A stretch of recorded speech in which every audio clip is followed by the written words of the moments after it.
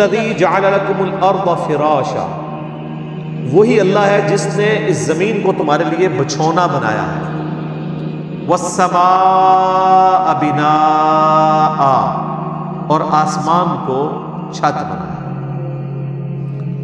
اس حصے کے اوپر بھی گھنٹوں بولا جا سکتا ہے کہ یہ زمین جو بچھونا بنائی ہے، صرف اس کی ایک فزیکل پراپرٹی کو ڈسکس کیا جا رہا ہے کہ زمین کو رہنے کے قابل بنایا ہے۔ زمین میں ہر سیکنڈ میں 2 زلزلے آتے ہیں، ہر سیکنڈ میں، لیکن ان کا ایمپلیٹیوڈ جو ہے وہ بہت کم ہوتا ہے۔ اگر وہ بڑھ جائے تو زمین تباہ و برباد ہوگی۔ اتنے زلزلوں والی زمین کو رہنے کے قابل بنایا ہے، اسے کنٹرول کیا، اور اس اعتبار سے بھی رہنے کے قابل بنایا ہے کہ وہاں پر ہر مخلوق کے لیے اس کی زندگی کا سامان رکھتا ہے، اور جو سب سے ضروری سامان تھا زندگی کے لیے وہ بالکل فری رکھا ہوا ہے۔ کون سی چیز؟ آکسیجن۔ پانی تو پھر بھی بندہ کچھ گھنٹے کچھ دن بھی نکال سکتا ہے، آکسیجن 1.5-2 منٹ سے زیادہ کوئی نہیں نکال سکتا، بالکل فری رکھے۔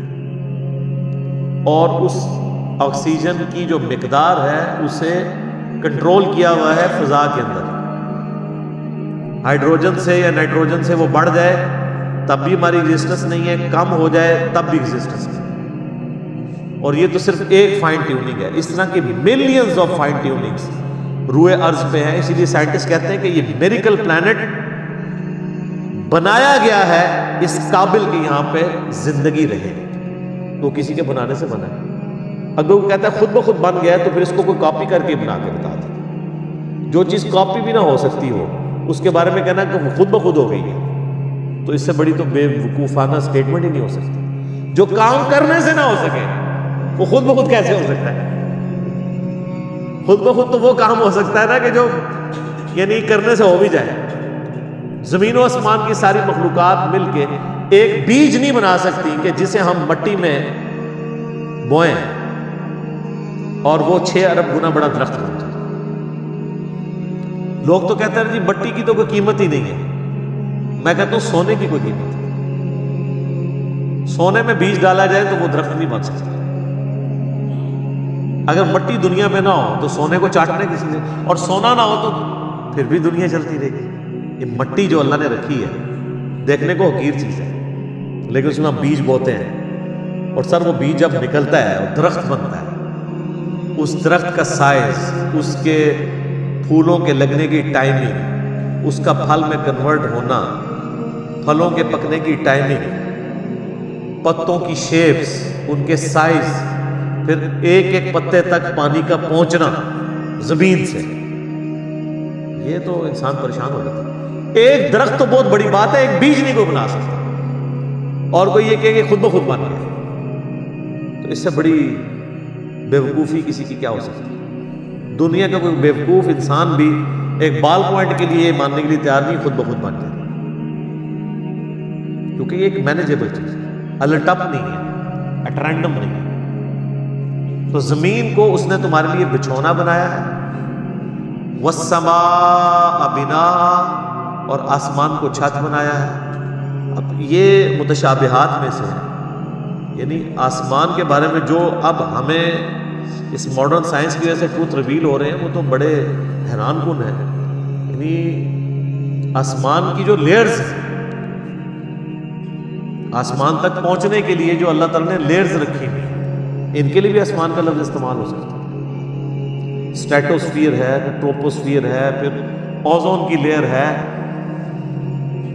یعنی سورج سے ملینز آف ایمپلیٹیوڈ کی مختلف ریز دنیا میں آتی ہیں،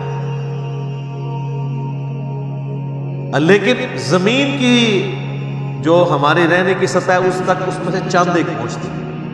99.99% یہ آسمان کی جو لیئرز ہیں اس کی وجہ سے ریپیل ہو جاتی ہے، کچھ ارتھ میگنیٹک فیلڈ کی وجہ سے ریپیل ہو جاتی ہے،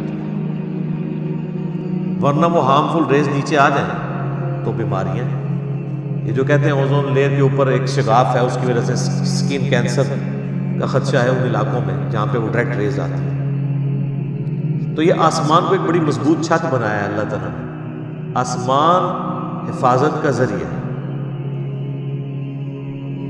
یہ اللہ کی قدرتیں ہیں. اس پہ کتنی دیر بولا جائے. میرے اس پہ کئی ایک لیکچرز ہیں، وہ آپ دیکھ لیں، ورنہ تو ٹاپک بدل جائے گا. وَأَنزَلَ مِنَ السَّمَاءِ مَاءً، اور آسمان سے اس نے پانی کو نازل کیا. فَأَخْرَجَ بِهِ مِنَ الثَّمَرَاتِ، پھر اس کے ذریعے پھل اگائے تمہارے لیے، رِزْقًا لَكُمْ، تمہارے رزق کے طور پہ. اچھا یہ ساری باتیں بنیادی ہیں. کوئی دنیا کا انسان نہیں ہے جو کہ یہ چیزیں میری آبزرویشن میں نہیں ہیں. قرآن چونکہ پوری انسانیت کے لیے ہے، لہٰذا اس میں بالکل ڈیٹم لیول کی بنیادی باتیں ڈسکس ہوں گی جو ہر بندے کے ایکسپیرینس میں، نالج میں ہو. یہ جتنی باتیں آ رہی ہیں کہ تمہیں اللہ نے پیدا کیا، تم سے اگلوں کو پیدا کیا، سب کے ایکسپیرینس میں ہے. اللہ تعالیٰ نے زمین کو رہنے کے قابل بنایا ہے، آسمان کسی انسان نے بنائی ہے. انسان تو ہمیشہ سے آبزرو بھی کر رہا ہے. انسان تو صرف ڈسکوری کرتا ہے، اور انوینٹ بھی جو کرتا ہے وہ بھی کریشن ایکس نہیلو نہیں کرتا، عدم محض سے وجود نہیں دیتا، بلکہ اللہ کی تخلیقات کو یوز کر کے کرتا ہے. اگر وہ یہ ٹیبل لکڑی کا بنا رہا ہے تو لکڑی اس نے نہیں بنائی ہے، لکڑی نیچر سے ہی آئی ہوئی ہے. کریشن ایکس نہیلو نہیں ہے. لیکن اللہ تعالیٰ بدیع السماوات والارض، زمین و آسمان کو بغیر نمونے کے، کوئی چیز نہیں تھی تو پیدا کیا. انسان جو خالق ہے وہ اللہ کی تخلیق میں سے خلق کرتا ہے، لیکن انسان بدیع نہیں ہے. البدیع نہیں اسے کہہ سکتے آپ، بغیر نمونے کے چیزوں کو پیدا کرنے والا. تو آسمان کے ذریعے پانی ہم دیکھتے ہیں، اس کے ذریعے زمین سے رزق نکالتا ہے تمہارے لیے. اس میں کیا قیامت مضمر ہے. رزق نکالنا بھی کافی نہیں تھا اگر اس رزق کی کمپیٹیبلٹی ہمارے ساتھ نہ ہوتی. آپ شیر کے سامنے تازہ ترکاری لا کے ڈال دیں، بہترین سے بہترین سبزی بھی، وہ دیکھنا بھی گوارا نہیں کرے گا، کیونکہ اس کی جبلت نہیں ہے، اس کے لیے وہ رزق نہیں ہے. اور بکری کے سامنے فریش قیمہ لا کے ڈال دیں،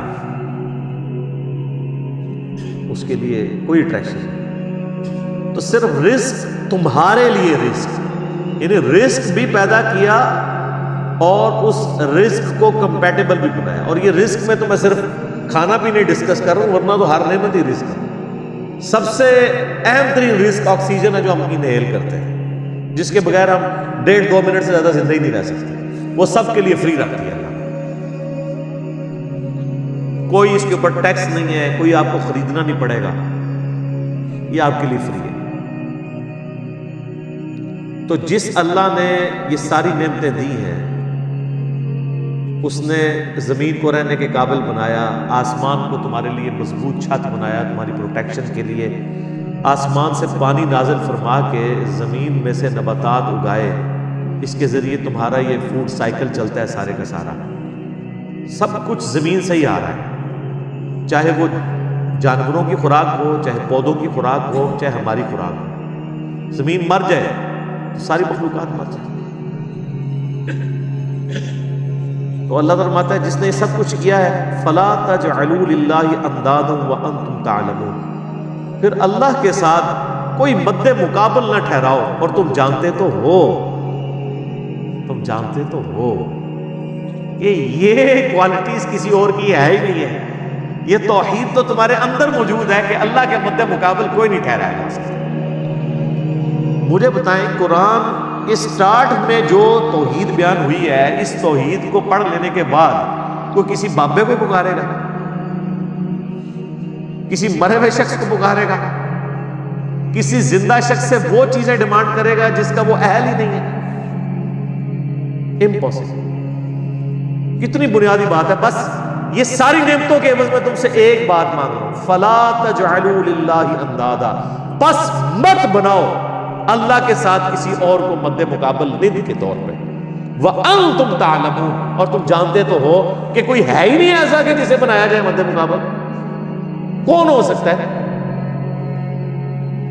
یہی ند کا لفظ ہے جو حدیث کے اندر آیا ہے، جو الادب المفرد میں صحیح سند کے ساتھ ہے اور مسند امام احمد میں بھی ہے. ایک صحابی نے اللہ کے نبی علیہ السلام کے سامنے کہہ دیا، یا رسول اللہ ما شاء اللہ و شئت، جو اللہ چاہے اور جو آپ چاہے. آپ فرمائیں اجعلتنی للہ ندا، یہ وہی الفاظ، کیا تو نے مجھے اللہ کے مد مقابل کھڑا کر دیا؟ قل بل ما شاء اللہ وحدہ، بلکہ کہہ جو اکیلا اللہ چاہے. اچھا اس نے آگے سے نہیں آرگومنٹ کیا کہ یا رسول اللہ میں آپ کو اللہ کا بندہ ہی مان رہا ہوں، اللہ کا رسول ہی مان رہا ہوں، میں نے آپ کو کوئی اللہ مان کے نہیں کہا، میں نے آپ کو کوئی مستقل بذات نہیں مانا، میں نے آپ کو جو ہے وہ عطائی مان کے ہی بات کی ہے، ذاتی مان کے بات کی. یہ ساری کہانیاں جی مولوی نے پڑھائی ہیں اس زمانے نہیں سنونی ہیں. تو یہی ند کا لفظ وہاں پہ بھی استعمال ہوا، اللہ کے ساتھ ند نہ ٹھہرا.